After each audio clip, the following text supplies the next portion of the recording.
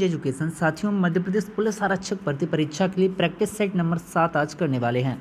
हम टोटल आपको 70 practice set करवाएंगे, जिनके पीडीएफ आपको हमारे तेज एजुकेशन ऐप पर साथियों निःशुल्क मिलेंगे, फ्री मिलेंगे। आप 99 रुपये में जीके और साइंस के सभी पीडीएफ हमारे ऐप पर साथियों प्राप्त कर सकते हैं। एनसीईआरटी आधारित नए पैटर्न के अनुसार हैं, जिसमें 70 संभावित पेपर भी हम आपको पीडीएफ के रूप में उपलब्ध करवाएंगे, ठीक है। लेकिन जीके और साइंस बेस पूरी तरह से, ठीक है। हमारा व्हाट्सएप नंबर है साथियों, व्हाट्सएप ग्रुप में सब लोग शामिल हो जाना, 82 238 111 31, ठीक है। ये हमारा व्हाट्सएप नंबर है। चलिए अगला हमारा सबसे पहला प्रश्न है कि विश्व मानवाधिकार दिवस जो है कब आयोजित किया जाता है। तो आप याद रखें कि विश्व मानवाधिकार दिवस जो है यह 12 दिसंबर को आयोजित किया जाता है। अगला प्रश्न है कि भारतीय नागरिकों को प्रदान किए गए मूल अधिकारों के बारे में कौन सा कथन यहाँ पर सही दिया गया है, मतलब मूल अधिकारों की क्या विशेषता होती है। तो आपको हमेशा याद रखना है कि जो मूल अधिकार रहते हैं ना, इनको निलंबित नहीं किया जा सकता, या निलंबित कर सकते हैं या किसी परिस्थिति में निलंबित नहीं कर सकते, या कुछ भी सही नहीं है। तो आप याद रखना मूल अधिकारों को साथियों निलंबित किया जा सकता है, ठीक है। विकल्प बी इसका सही जवाब है। क्लियर है। अगला प्रश्न है, कुछ परिस्थितियों में निलंबित कर देते हैं साथियों।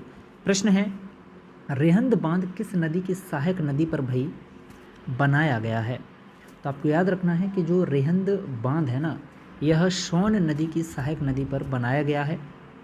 प्रश्न है, कौन सी संस्था है संयुक्त राष्ट्र संगठन के साथ भाई संबंधित नहीं है।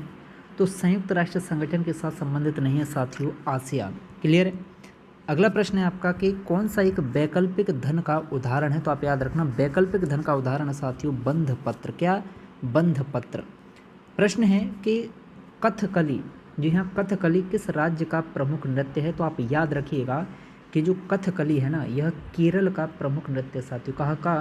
केरल का प्रमुख नृत्य साथियों कथकली।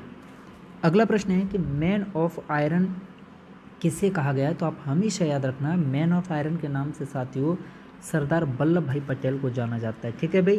मैन ऑफ आयरन या लौह पुरुष, ठीक है भाई।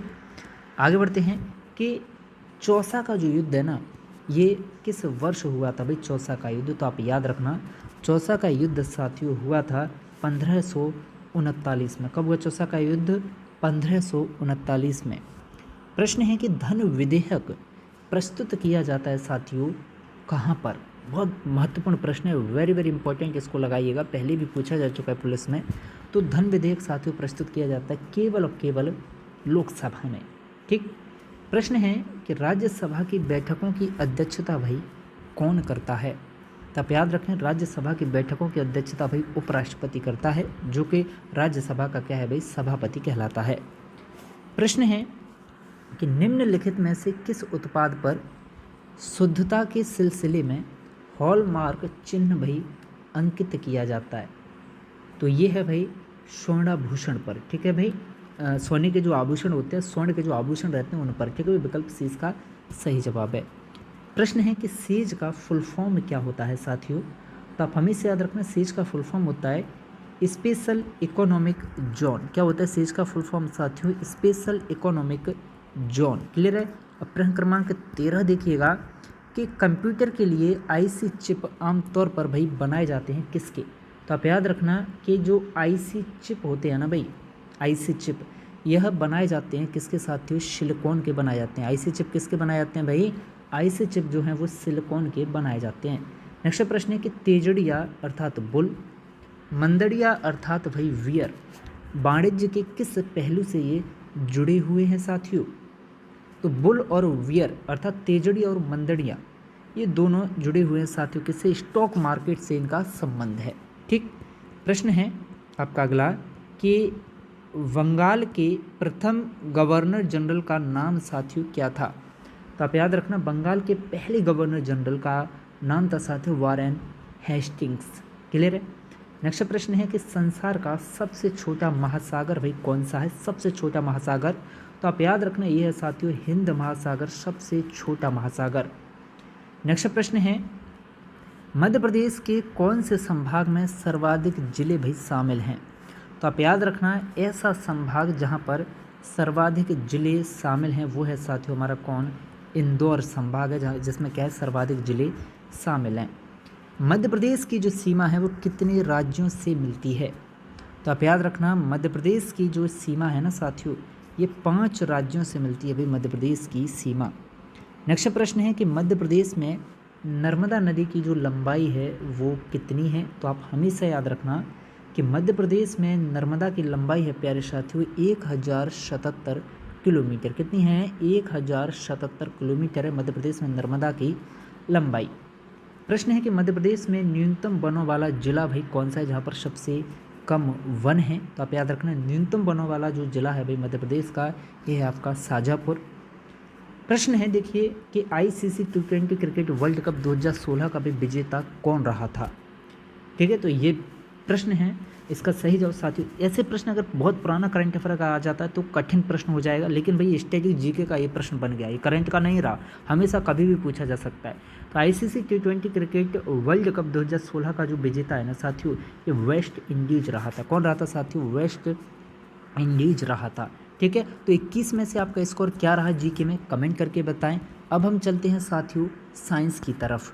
ठीक है, और मैथ रीजनिंग आप कहाँ से भाई? PDF आप हमारे ऐप से प्राप्त करेंगे, वहाँ पर आप प्रैक्टिस करेंगे। मैथ रीजनिंग सॉल्यूशन आपको दिया गया है PDF में। प्रश्न है कि लाल रुधिर कणिका किस में बनती है? तो आप याद रखना कि जो लाल रुधिर कणिका है ना साथियों, ये बनती है हृदय में। कहाँ पर बनती है लाल रुधिर कणिका साथियों? हृदय में बनती है।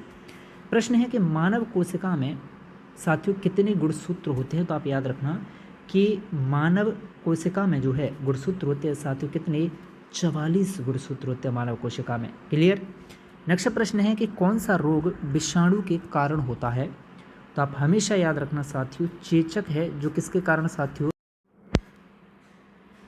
निम्नलिखित में से कौन सा एल्यूमिनियम का अयस्क नहीं है? देखिए हमें बताना है कि जो एल्यूमिनियम का अयस्क नहीं है, तो देखिए क्रायोलाइट एल्यूमिनियम का अयस्क होता है, फेल्डस्पार भी होता है, बॉक्साइट भी होता है, एजुराइट एल्यूमिनियम का अयस्क नहीं होता।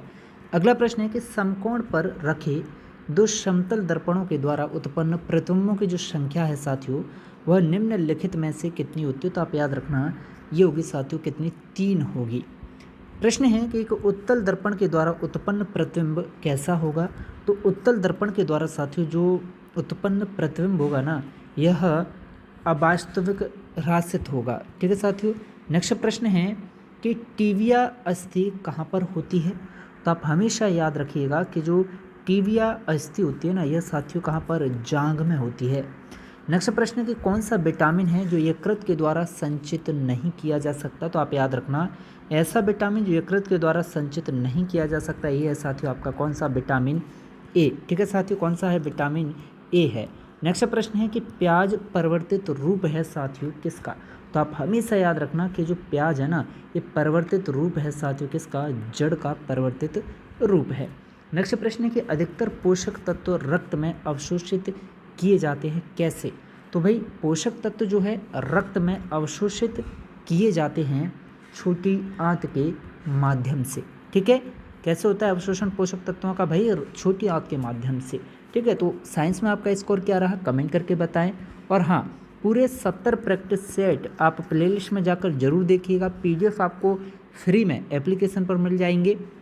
मिलते हैं आपसे नेक्स्ट सेशन में लाइव, तब तक के लिए जय हिंद, जय भारत, जय महाकाल प्यारे साथियों।